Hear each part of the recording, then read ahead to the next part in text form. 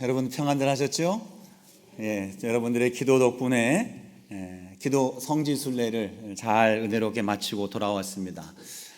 지난주 예배를 저도 함께 드렸습니다. 멀리 있었지만 유튜브라고 하는 아주 좋은 수단이 있어서 6시간 시간 차이가 남에도 불구하고 그곳에서 동시에 예배를 함께 드렸습니다. 목사님 말씀 중에 제가 어디에 있는지 손바닥 보듯이 다 안다고 말씀을 하셨는데 저는 두 눈으로 보고 있었고 두 귀로 듣고 있었습니다. 목사님 말씀 중에 참 도전이 됐었습니다.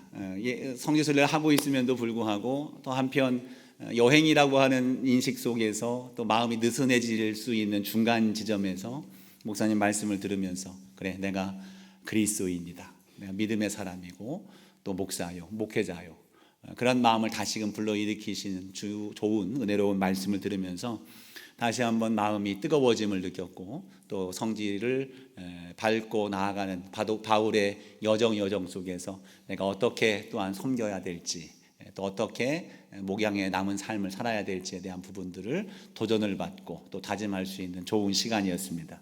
여러분 기도해 주시고 또 여러 모양으로 협력해 주신 여러분께 진심으로 감사를 드립니다. 아낌없는 나무라는 이야기, 여러분 잘 알고 계시는 짧은 이야기가 있습니다. 아동문학가 쉘 실버스타인이라는 사람이 1964년에 발표했던 그림책인데요. 사과나무가 있었습니다. 한 소년이 어린 시절 이 사과나무 아래에서 놀죠. 나무에 오르기도 하고 떨어진 사과를 먹기도 하고 그늘 아래에서 잠도 자고 그네도 타면서 아주 즐거운 시간을 사과나무 아래에서 나가죠. 그러다가 돈이 필요한 소년은 사과를 따다가 내다 팔면서 그러한 사과 열매를 따는 그러한 일들을 합니다. 시간이 흘러서 소년은 나뭇가지를 베어서 집을 짓게 됐고 먼 거리 여행을 떠나고자 줄기를 베어서 배를 만들어서 멀리 여행을 떠나기도 했습니다. 오랜 시간 뒤에 삶에 지친 이 소년이 돌아와서 노인이 된 소년이죠. 밑둥만 남아있는 나무의 밑둥에 앉아서 쉬었고 나무는 이로 인해서 행복했다라고 하는 결론으로서 이 이야기는 끝을 맺습니다. 어떤 특별한 사건을 이야기하지 않습니다. 우리는 이 이야기를 통해서 단순히 한 사람, 한 인생의 어렸을 때부터 노인에 이르기까지의 인생을 이야기하는 것이다라고 생각할 수가 있습니다. 또 나무를 심고 키우고 열매를 따고 하는 그 용도에 맞게 쓰는 것은 당연한 것이라고 생각합니다. 왜냐하면 사람의 입장에서 이것을 보기 때문이죠.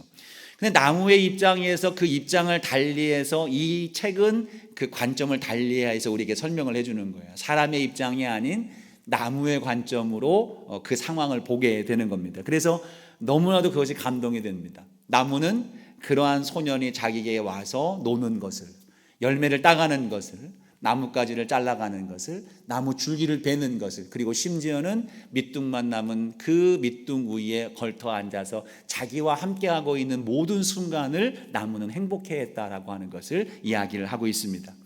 여러분 누가 연상이 됩니까? 우리 부모님이 연상이 되죠.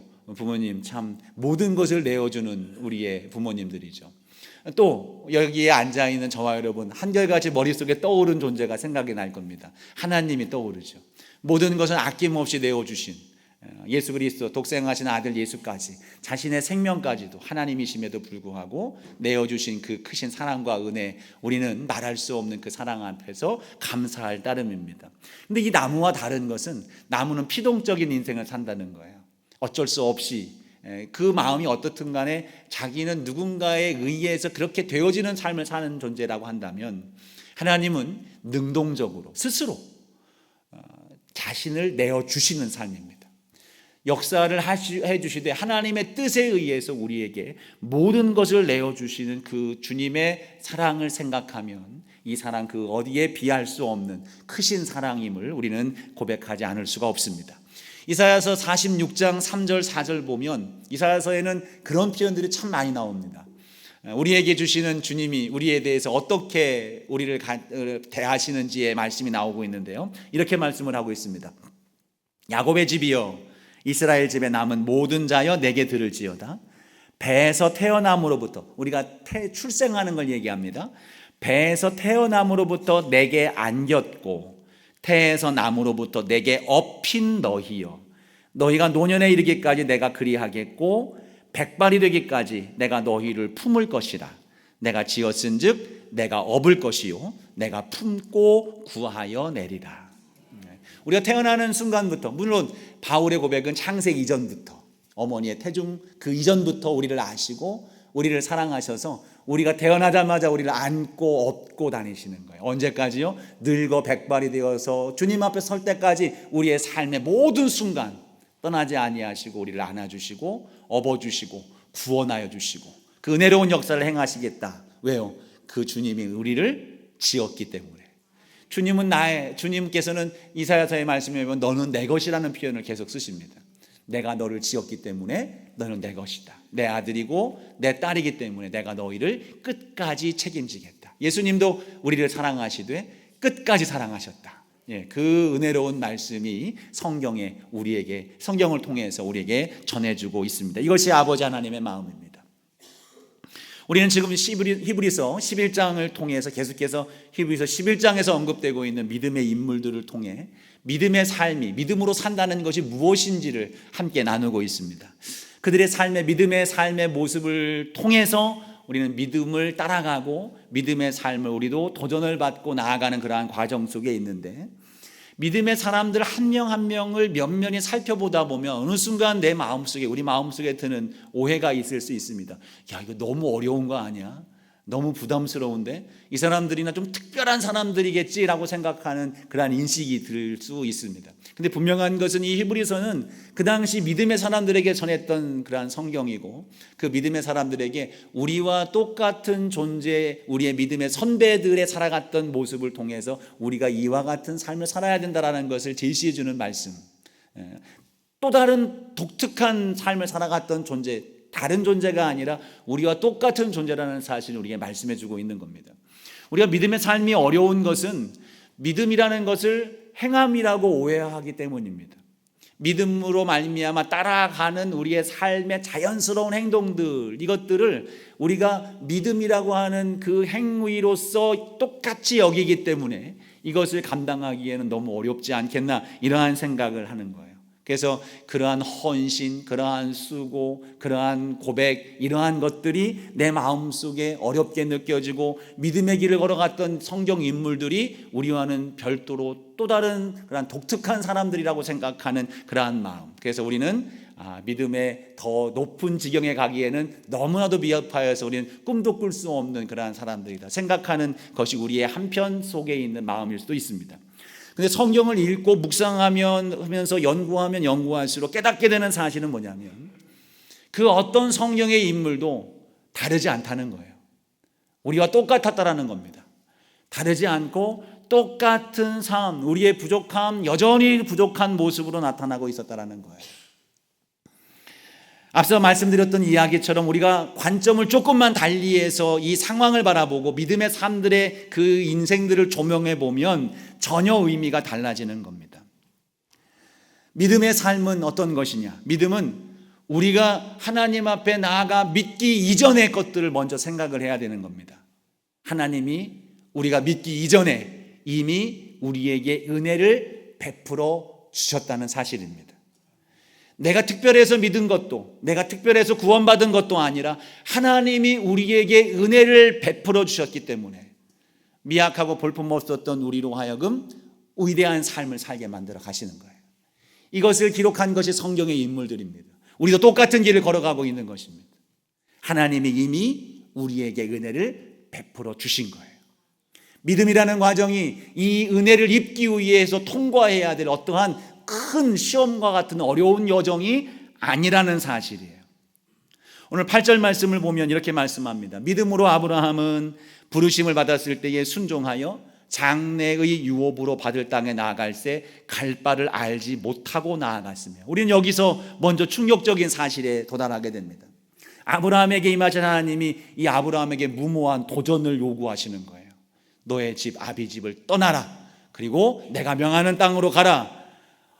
이게 가능한 일입니까? 오늘날 여러분에게 갑자기 네 집 떠나, 그리고 내가 어디로 갈지 알지 못하지만 그곳으로 가면 돼 라고 말씀하시면 정말 이것이 얼마나 큰 부담이 되겠습니까? 이러한 믿음이라면 우리가 믿음의 삶을 살아가는 데 있어서 얼마나 큰 어려움과 부담으로 작용되겠습니까? 오히려 그래서 우리는 이러한 생각으로 바라보기 때문에 아브라함의 믿음을 너무나도 위대한 믿음으로 보는 거예요. 반대급부죠. 하나님은 무모한 도전을 시켰지만 아브라함은 그 말씀에 순종했다. 아브라함 믿음 위대하다. 우리는 좀 어려운 일이군. 이렇게 생각할 수 있는 거죠. 근데 여러분, 창세기에 나온 아브라함의 믿음, 그리고 그에게 임한 하나님의 모습은 부담스러운 행보를 요구하신 하나님의 모습이 아니었다는 것을 분명히 볼 수가 있게 됩니다. 결론을 말씀을 드리면 하나님은 먼저 아브라함에게 임하셔서 계시해 주십니다. 약속해 주십니다. 은혜를 베풀어 주시는 겁니다. 거기에 대한 반응이 아브라함의 믿음이었습니다. 이해가 되시죠? 하나님이 먼저 은혜를 주셨어요. 약속을 주셨습니다. 이렇게 해주겠다라고 모든 것을 말씀해 주셨어요. 그래서 아브라함은 예 주님, 제가 그렇게 한번 해보겠습니다. 이렇게 얘기한 것이 믿음이었다는 사실입니다. 여러분, 이 맥락과 문장을 정확하게 이해하셔야 돼요. 하나님이 먼저 우리에게 임하신 거예요. 은혜를 주신 겁니다. 약속을 하셨어요. 이 약속을 말씀하시면서 내가 나를 따라오겠니? 나를 믿겠니? 라고 묻는 질문 앞에 네 주님, 제가 따라가겠습니다. 이것이 믿음입니다. 하나님이 먼저 우리에게 찾아오셨어요. 이 이사야의 말씀, 앞선 말씀에서도 이미 하나님은 우리가 인지하기 전, 저는 우리 자녀들에게 네가 정신 차리기 전이라는 표현을 간간히 써요. 아기 때 기억이 없잖아요. 뭘 어떻게 살아가는지 알 수 없는, 그러나 지금 기억이 남아있는, 네가 정신 차리기 전부터 아버지, 어머니의 은혜를 너는 잊고 살았어. 하나님의 은혜를 잊고 살았어. 이런 표현들을 쓰는데, 아브라함, 우리가 태어나기 전부터 이사야의 말씀은 이미 하나님은 다 아시고 우리를 안고 업고 우리를 길러주신 겁니다. 아브라함은 하나님 앞에 은혜를 입을 수 있는 그 어떤 행동도 한 적이 없습니다. 그가 땅을 받고 그 자녀가 복될 수 있는 그 어떤 행동도 하나님 앞에 한 적이 없는 거예요. 여호수아 24장 2절 말씀이 그것을 증언해 주고 있습니다. 여호수아가 아브라함의 가정을 자손들에게 언급하면서 이렇게 표현을 합니다. 2절 3절 말씀이에요. 여호수아가 모든 백성에게 이르되 이스라엘 하나님 여호와의 말씀에 옛적에 너희 조상들 곧 아브라함의 아비 나홀의 아비 데라가 강 저편에 거하여 다른 신들을 섬겼으나 하나님이 아브라함을 강 저쪽에서 이끌어내셔서 가나안 땅을 두루 다니게 하셨다. 우상을 섬기는 가정이었습니다. 하나님을 알지도 못했어요. 근데 하나님께서 아브라함을 강 저쪽에서 가나안 땅으로 인도해 내신 겁니다. 먼저 하나님이 아브라함을 찾아가셨어요. 아브라함이 하나님을 찾아서 물어물어 찾아와서 하나님 내게 도움을 주십시오. 찾아온 것이 아니라 하나님이 아브라함을 찾아가셔서 전적인 은혜를 베풀어 주신 거예요. 바울을 부르실 때에도 그가 인생 전체를 주님 앞에 헌신하며 이 우리가 믿는 믿음의 아름다운 것들을 만들어 놓을 수 있는, 세워 놓을 수 있는 그러한 헌신적인 삶을 살 수 있었던 것, 그가 믿음이 좋았고 하나님께 헌신하기를 결심하며 나아갔던 이유가 아니라 하나님을 반대하며 나아갔던 그를 하나님이 찾아가셔서 그를 불러주신 거예요. 모세도 마찬가지였습니다. 위대한 지도자라고 얘기하는 그 모세, 이스라엘 백성을 구원해낸 위대한 지도자였던 모세, 그가 민족성이 뛰어나고 민족을 사랑하는 마음 때문에 그가 민족을 구원해냈습니까? 아닙니다. 그는 양치는 목동으로서 그냥 자신의 삶의 자리에서 살아가는 것을 더 원했어요. 그랬던 모세에게 하나님은 찾아가셨습니다. 그리고 그 마음에 불을 지펴주셨어요. 하나님을 계시해 주셨습니다. 너와 내 민족들을 하나님이 구원해 주시겠다. 그 역사를 약속하시면서 모세를 보내셨기에 모세는 마지못해 그 길을 따라갈 수 있었던 겁니다. 그리고 그는 그 마지못해 처음 발걸음을 뗐던 그 인생이 하나님의 큰 영광스러운 지도자로서 위대한 삶을 사는 그런 인생의 첫 발걸음이 되었던 거예요. 어떻게 해요? 하나님이 먼저 찾아가신 거예요. 우리도 마찬가지입니다. 우리는 하나님을 몰랐습니다. 뱃속에서부터 알았다고요? 뭘 알았습니까? 전혀 몰랐어요. 근데 하나님이 우리를 찾아오셨습니다. 하나님을 모르고 내 인생에 내가 주인인 것처럼 살아가던 우리에게 찾아오셔서 내가 너의 주인이라고 주님을 알려주셨습니다. 햇빛처럼 온 세상에 아무도 그 누구도 모두가 다 누릴 수 있는 그 은혜와 같이 주님은 우리에게 찾아오셔서 햇빛 같은 은혜를 베풀어 주셨고, 그 빛 대신 주님을 발견할 수 있도록 우리의 눈을 열어주셨고, 그 주님을 믿는 믿음의 고백을 할 수 있도록 우리를 성령께서 도우셨고, 그 길을 걸어갈 수 있는 삶으로 우리에게 용기를 주시고 힘을 주셔서 오늘날 저와 여러분이 하나님 앞에 예배하며 영광을 돌리는 하나님의 자녀가 된 줄로 믿습니다. 이 아침에도 여러분 눈 뜨고 열심히 나오고 싶은 그 마음에 그 뜨거운 마음을 주신 것도 성령의 감동과 감화를 따라서 여러분 이 자리까지 이끌어 주시고 하나님을 예배하고 하나님 앞에 서게 하심으로 여러분으로 은혜 충만케 하시는 그 하나님의 은혜, 그 인도하심이 있었기 때문에 가능한 일인 겁니다. 우리가 하나님을 믿어드렸기 때문에 은혜를 받은 게 아니에요. 그 보상으로 받는 게 아닙니다. 우리가 하나님을 믿어줬기 때문에 하나님이 우리에게 응답을 하셔야 되는 것이 아니라는 겁니다. 이미 하나님은 우리에게 기도하에 응답하실 모든 준비를 갖추시고 내게 나와 기도해라, 내게 나와 내 앞에 거하라라고 우리를 끊임없이 초청하시는 겁니다. 그렇기 때문에 죄인이었음에도 불구하고 하나님 거룩한 이름을 하나님으로 부르며 아버지라고 우리는 고백하고 주님 안에서 참된 기쁨을 누리는 복된 삶을 살게 된 줄로 믿습니다. 근데 이런 부르심 가운데 찾아오셔서 하나님은 우리에게 무모한 도전을 시키는 분이냐? 네, 아닙니다. 하나님은 결코 우리에게 무모한 도전을 시키는 분이 아니에요. 하나님은 매우 인격적인 하나님입니다. 우리의 분량에 맞게 말씀하십니다. 우리를 설득하십니다. 우리로 하여금 깨닫게 만들어주시고 보여주시는 겁니다. 우리 안에서부터 동의하게 만들어 가시고 우리 스스로 하나님 앞에 순종하게 만들어 가시는 거예요. 아브라함을 부르시기 전 창세기 11장 27절 보면 그 이하에 보면 아브라함 가정이 어떤 가정인지 소개가 쭉 나오고 있습니다. 그의 고향은 갈대아우르 메소포타미아 지역, 지금 이란 이라크 그 지역이겠죠. 이란 지역이겠죠. 아브라함은 하나님의 부르심 전에 그 아버지 데라와 함께 더불어서 이미 하나님을 만나기 전에 고향을 떠났습니다. 갈대아우르를 떠났어요. 어디를 향했다고 성경은 기록하냐면 가나안을 향해서 떠났다고 성경은 기록하고 있습니다. 하나님 만나기 이전이에요. 하나님 찾아오시기 전입니다. 11장 31절 말씀입니다. 데라가 그 아들 아브라함과 하란의 아들인 그의 손자 롯과 그의 며느리 아브라함의 아내 사레를 데리고 갈대아인의 우르를 떠나 가나안 땅으로 가고자 하더니 가란에 이르러 거기 거류하였으며, 가나안 땅을 향해서 먼저 출발한 겁니다. 가나안을 향해서 가다가 그 중간 하란이라는 곳에 머물러 있는 거예요. 어느 정도 시간이 흘러서 거기에 정착하고 있었던 것입니다. 그렇기 때문에 아브라함에게 있어서 가나안 땅이라는 그 지명은 생소한 지명이 아닌 겁니다. 그들이 가고자 했던 목적이고 목표였었습니다. 지금도 여전히 아브라함의 마음속에는 그래 우리가 가나안으로 가야 돼 라고 하는 생각을 여전히 갖고 있었던 것입니다. 그때 하나님께서 아브라함에게 임하셨습니다. 그리고 그 마음속에 있었던 가나안을 떠오르게 만드시는 거예요. 하나님이 우리에게 역사하시는 방법입니다. 하나님은 무조건 우리의 옛것을 다 버리고 새로운 삶, 전혀 다른 삶 살라고 말씀하는 것이 아니에요. 물론 우리가 잘못된 길을 걸어가고 있고 이것이 잘못된 선택이었다면 하나님은 그것을 차단시키고 새로운 길로 나아가도록 우리를 촉구하실 겁니다. 그것은 우리를 죽게 하는 길이기 때문이죠. 근데 하나님은 대부분 그것이 아니라면 우리의 삶의 환경을 활용하십니다. 내 삶의 달란트, 내게 삶에 주어진 은사, 내게 주어진 내 마음속에 주신 소원들, 이것들을 더 크게 확대시켜 주시고 그 길로 우리를 인도해 나가시는 것입니다. 하나님의 방법이 그런 거예요. 다 버려라. 가나안 너 갖고 있었지. 가나안 버려. 딴 데로 갈 거야 라고 하는 것이 아니라 그 마음에 품고 있었던 가나안을 떠오르게 만들어 가시고 그곳으로 너를 인도할 것이다. 내 마음에 있는 소원을 이루어 주겠다는 거죠. 빌립보서 2장 13절의 말씀입니다. 함께 읽어볼까요? 시작. 너희 안에서 행하시는 이는 하나님이시니 자기의 기쁘신 뜻을 위하여 너희에게 소원을 두고 행하게 하시나니. 아멘. 하나님은 우리 안에 소원을 두고 행하게 하시는 거예요.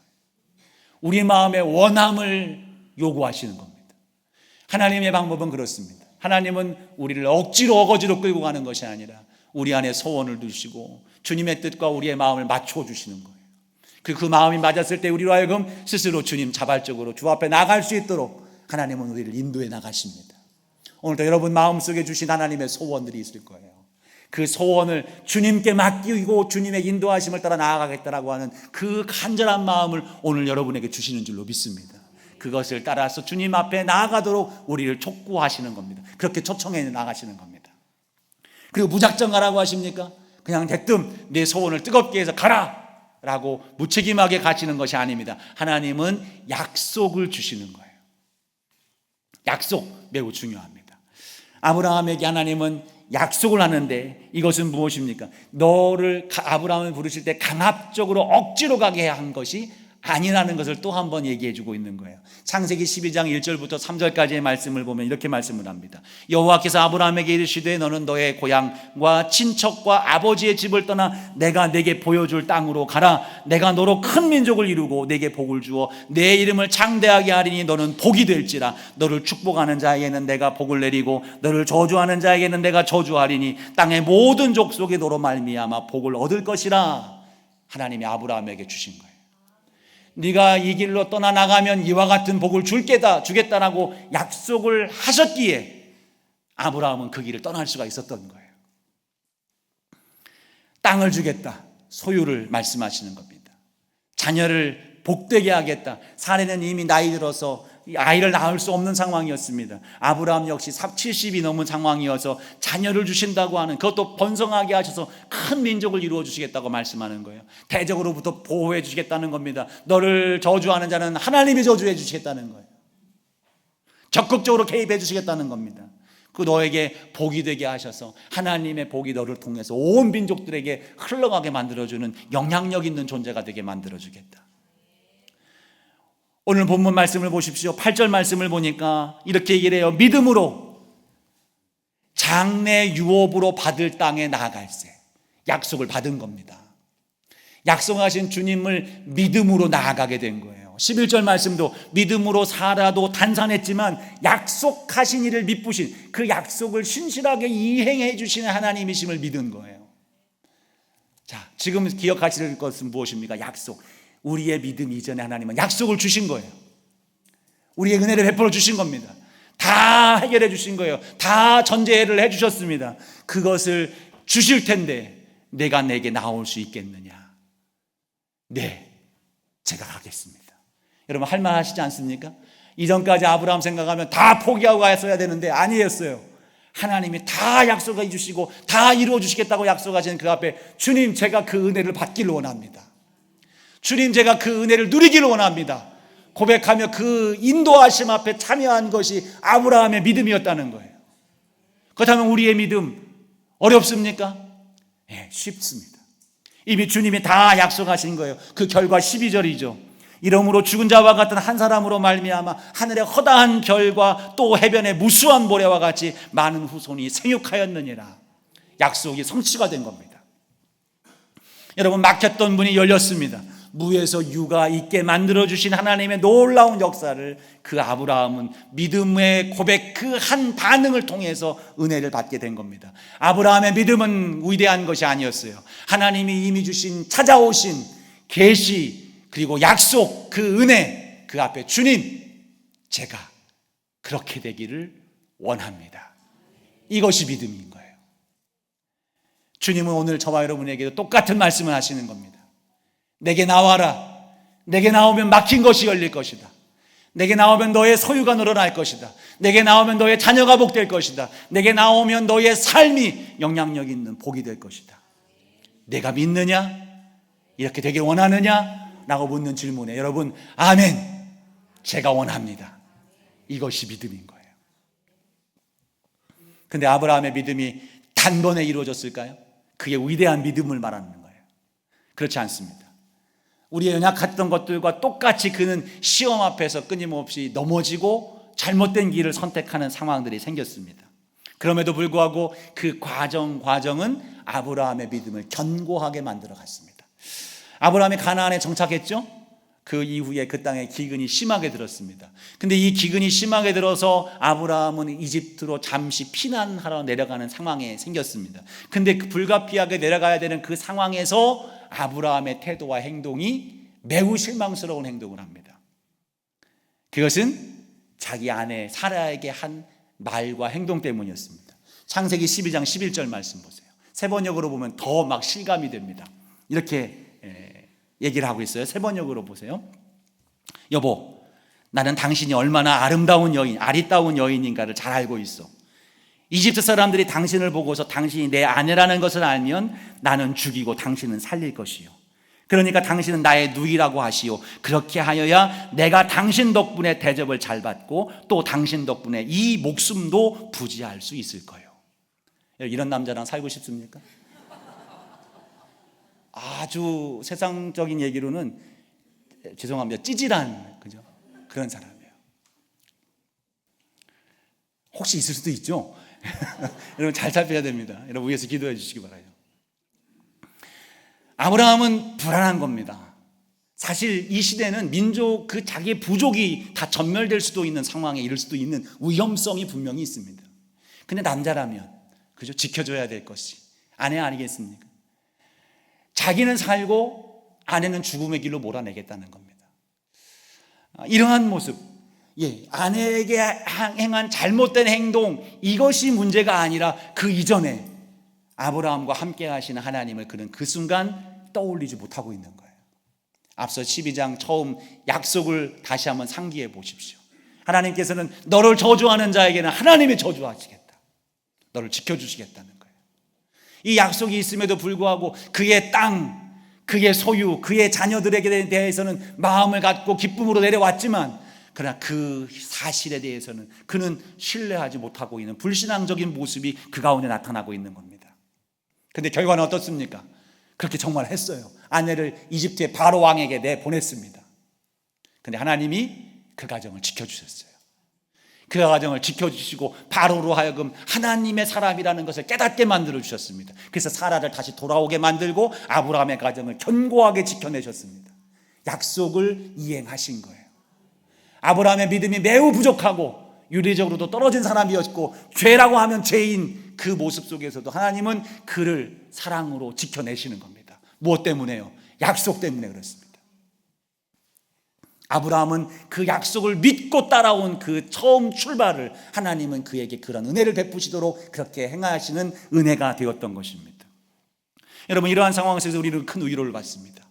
지금 내가 죄를 지었어요. 심히 부족합니다. 믿음이 이 모양 가지고는 참 하나님 앞에 부끄러울 수밖에 없는 우리의 모습일 겁니다. 그럼에도 불구하고 아브라함도 용서하시고 은혜를 베푸셨다면 오늘 우리에게 또다시 기회를 주실 것이다. 나를 불쌍히 여겨주실 것이다. 내가 부족하지만 내 가정을 지켜주시고 내가 부족하지만 하나님의 약속을 그대로 이루어 주실 것이다. 여러분 그러한 믿음이 우리 마음속에 생겨나기 시작하는 겁니다. 아브라함에게 베푸신 하나님의 은혜, 그 약속은 신실함으로 그 가정에 그 삶에 이루어지고 응답되었습니다. 비록 미숙할지라도 그 삶의 방향이 하나님을 전적으로 섬기고 온전하지 못했을지라도 하나님은 그럼에도 불구하고 그에게 자비를 베풀어 주셨고 그 은혜를 입은 아브라함은 살아가는 삶의 여정을 통해서 믿음이 굳건해졌고 어느 순간 믿음의 조상이라고 하는 아름다운 그러한 호칭도 받게 된 것입니다. 오늘 이 길을 걸어가는 저와 여러분도 마찬가지인 줄로 믿습니다. 지금도 부족하지만 그때가 이르렀을 때에 순간순간 베푸신 하나님을 우리가 만나고 그 은혜를 경험하는 여정 속에서 하나님이 정말로 기뻐하실 믿음의 온전함 가운데 있는 저와 여러분이 이루어질 줄로 믿습니다. 오늘 아브라함을 통해서 주신 이 약속을 붙드시는 저와 여러분 되기를 소망합니다. 삶의 필요를 내가 해결해 주겠다. 막힌 너의 인생을 내가 열어주겠다. 내 자녀를 내가 책임져 주겠다. 영향력 있는 인생이 되게 하겠고 너를 복이 되게 만들어 주겠다. 삶의 순간마다 너를 지켜 보호해 줄 것이고 너의 삶을 인도해 주겠다. 이것이 성경 전체에 이르는 저와 여러분을 향한 약속입니다. 옛날 아브라함에게 했던 약속으로 인식하면 이 말씀은 우리에게 전혀 의미가 없는 말씀일 것입니다. 아, 옛날 그랬구나. 이거는 아무런 의미가 되지 않아요. 이 아브라함을 통해서 이 말씀하신 것들을 우리에게 알려주시는 것은 오늘 저와 여러분에게 똑같은 말씀을 하고 계시다라는 사실이에요. 이 말씀을 우리가 붙들고 살아간다면 믿음으로 주님, 제가 그렇게 되기를 바랍니다. 아브라함의 길을 걸어왔던 그 아브라함처럼 저도 그와 같은 삶이 되기를 소망합니다라는 여러분 믿음의 고백이 있게 된다면 하나님께서 아브라함에게 베푸셨던 그 은혜가 우리의 삶 속에 아름답게 이루어지게 될 줄로 믿습니다. 이것이 믿음이에요. 주님, 제가 그렇게 되기를 원합니다. 주님, 제가 그렇게 되기를 간절히 소망합니다. 그리고 그 주님의 이끄심 앞에 참여하는 삶, 이것이 믿음인 것입니다. 근데요, 여기서 이 약속에 반응하는 우리의 믿음에 있어서 한 가지 더 필요한 중요한 태도가 있습니다. 이 약속의 이중적 의미를 깨닫는 거예요. 우리가 사실 성경을 조금만 더 읽게 되면 아브라함에게 주셨던 그 자식, 하늘의 별처럼 됐습니까? 이삭과 이스마엘 둘만 낳았어요. 야곱처럼 한 12명, 15명, 20명 그 사는 동안 좀 낳았으면 조금 그 응답된 거야 라고 생각할 수 있는데 딱 2명만 낳았어요. 그리고 아브라함이 살았던 가나안 땅이 아브라함의 소유였습니까? 아닙니다. 하나님은 아브라함에게 그 땅을 주시겠다고 했는데 안 주셨어요. 그래서 그 아브라함은 가나안 땅에서 나그네와 같은 삶을 살았다. 오늘 성경에서도 그 얘기를 하죠. 나그네와 같은 아무런 땅도 소유, 물론 그 아내 사라가 죽었을 때에 그 땅, 묘지가 있는 땅은 조금 산바가 있습니다만 그것 외에는 아무것도 가진 바가 가나안 땅에서는 없었던 거예요. 먼저는 우리가 이 말씀을 이해할 때 그러면 어떻게 약속이 어떻게 성취된 거야? 약속에서 점진성이라고 합니다. 그 당대만이 아니라 후대를 이어가면서 하나님이 그 약속을 성취해 주시는 거예요. 그것을 우리는 1차적으로 이해할 수가 있는 것이고요. 근데 오늘 그보다 더 중요한 의미를 성경에서는 우리에게 말씀해 주고 있습니다. 13절 이하의 말씀인 거예요. 아브라함이 하나님의 약속을 바라보고 나왔지만 정말로 그 아브라함이 바라고 소망했던 것은 그 땅에 있는 것이냐? 아닙니다. 16절 말씀을 보니까 그가 바라고 소망했던 것은 바로 무엇입니까? 곧 하늘에 있는 것이라. 하늘에 있는 것들을 바라보고 나왔다는 겁니다. 만약에 성경 말씀 15절 말씀에 이렇게 얘기를 합니다. 그들이 나온 바 본향을 생각했더라면 돌아갈 기회가 있었다라는 거예요. 다시 말하면 그가 그 땅 가나안 땅으로 인도함 받았는데 그 땅에서 그가 기거할 삶에 땅 하나 없는 그러한 상황을 생각했다면 얼마든지 돌아갈 수 있었을 것이다라는 거예요. 돌아가면 자기 친족들이 있었어요. 자기가 그렇게 해놓았던 읽어놨던 삶의 터전이 있습니다. 익숙한 그러한 삶의 자리에서 그는 또다시 새 출발, 이전보다 지금보다 더 나은 삶을 살 수 있는 겁니다. 근데 아브라함은 되돌아가지 않았다는 거예요. 왜? 하늘에 있는 또 다른 본향이 있다는 사실을 그가 분명히 믿었기 때문이다라고 얘기합니다. 하늘에 신령한 은혜, 하나님의 계획 가운데 주신 더 나은 본향을 그가 사모한 것입니다. 그 결과 16절 마지막 부분을 보십시오. 뭐라고 말씀합니까? 그들을 위하여 한 성을 예비하셨느니라. 하나님께서 그들을 위하여 한 성, 하나님께서 이루어 주시고자 했던 진정한 본향에서 그에게 성을 주신 거예요. 아름다운 역사를 베풀어 주신 것입니다. 우리에게 있어 정말 중요한 믿음은 이 땅의 것을 넘어서 하늘에 있는 더 나은 본향을 사모하는 것, 이것이 우리가 가져야 될 믿음인 겁니다. 하나님께서 우리를 위하여 계획하시고 예비하신 하나님을 전적으로 믿는 것, 주님께서 예비하신 더 나은 본향, 그 하늘의 것을 나는 사모하며 그 사모하는 그 나라에 참여하기를 소망합니다. 저의 삶을 이끌어 주십시오. 이것이 믿음입니다. 이 믿음의 길을 누가 이루어 주셨습니까? 이미 예수 그리스도께서 다 이루어 주셨어요. 예수 그리스도께서 우리에게 보내주셔서 우리가 예수 그리스도의 그 이름, 내 죄를 대신하여 십자가에 못 박혀 죽으셨고 죽으심으로 끝난 것이 아니라 부활하심으로 우리의 모든 죄를 사하여 주시고 그 나라를 우리에게 허락하셨다. 우리의 길이 되어주시고 진리가 되어주시고 생명이 되어주셨다는 사실 믿을겠느냐라고 하는 그 질문 앞에 예 주님 제가 믿습니다라고 하는 고백 하나만으로 우리는 이미 그 나라를 이룬 줄로 믿습니다. 여러분, 이 부르심 앞에 날마다 아멘 할 수 있기를 축복합니다. 이것이 믿음이에요. 이것이 믿음이에요. 이것이 우리가 믿음의 삶을 사는 것이 어려운 것이 아니라 이 믿음을 진정으로 하고 난 이후 주님이 인도하심과 감당할 수 있는 힘을 주심으로 주님의 은혜 안에 살아가는 우리의 모든 삶은 심지어 우리의 생명까지도 내어주는 삶이 되어질지라도 감사함으로 기쁨으로 그 아름다운 일들을 감당하게 될 줄로 믿습니다. 하루 종일 어제 알뜰시장을 통해서 아무것도 사지도 못하고 부침개만 계속 뒤집고 있었던 우리 우르드선교회 어르신 권사님들, 뭔 재미가 있습니까? 계속 돌리기만 하고 있는데, 그죠? 뭘 좀 사야지. 어떤 권사님은 제가 그 개회 예배 때 그렇게 얘기를 했거든요. 좀 이렇게 찜만 하고 미리 먼저 가서 사지 말고 좀 이렇게 눈치 보다가 나중에 사라. 물건이 먼저 없어지면 안 되니까. 근데 어떤 권사님이 지나가면서 아이고 눈치 보다가 다 팔렸어요. 제가 살 거 아무것도 없었어요. 다 찍어놓은 게 몇 개가 있었는데 다 팔려버렸어요. 그래도 기쁜 거예요. 그래도 기쁜 겁니다. 그런 헌신이 감사한 거예요. 왜요? 주님의 은혜 아래에서 사랑으로 하나 된 하나님 나라와 같은 그 현장에서 그것 자체가 기쁜 겁니다. 아무것도 보지 못하고 뒤집고 있었지만, 내가 사지 못한 것들을 사지 못했지만 이것으로 인해서 먹고 즐거워하는 우리 형제들, 모두가 기쁨으로 나눌 수 있는 그러한 믿음 안에 있는 우리의 삶으로는 그 모든 것이 감사요, 그 모든 것이 행복으로 우리에게 밀려오게 될 줄로 믿습니다. 믿음의 결과는 위대한 결과를 가져옵니다. 믿음은 우리에게 하나님 나라를 허락하십니다. 위대한 신분을 우리에게 허락하세요. 우리의 삶에 부족함이 없도록 채워가신 하나님의 은혜를 우리는 경험하도록 하나님은 우리를 그렇게 이끌어 가십니다. 그 크신 은혜에 비해서 믿음은 아무것도 아닙니다. 아무것도 아니에요. 아무것도 아닌 그 믿음, 주님, 제가 그 은혜에 참여하기를 원합니다.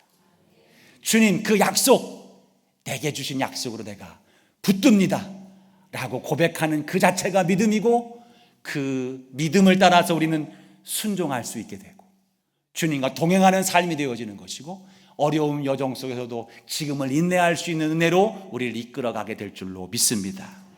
여러분, 이 크신 사랑으로 우리에게 은혜로운 아름다운 것들을 베푸신 하나님께 감사하는 저와 여러분 되기를 간절히 소망합니다.